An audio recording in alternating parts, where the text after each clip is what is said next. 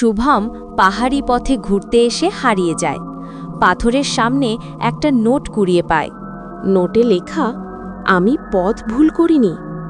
শেষ 3 দিন সে একই জায়গায় ঘুরছিল। কম্পাস ঠিক ছিল, মানচিত্র মিল ছিল। তবু প্রতিবার হাঁটা শেষে সে আবার সেই একই পাথরের সামনে দাঁড়াত। পাথরের গায়ে নতুন করে দাগ পড়ছিল।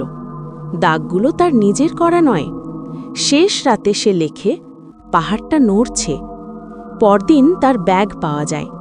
ভেতরে খাবার ছিল, জল ছিল, শুধু নোটের শেষ পাতা ছেঁড়া, যেন কেউ তুলে নিয়ে গেছে।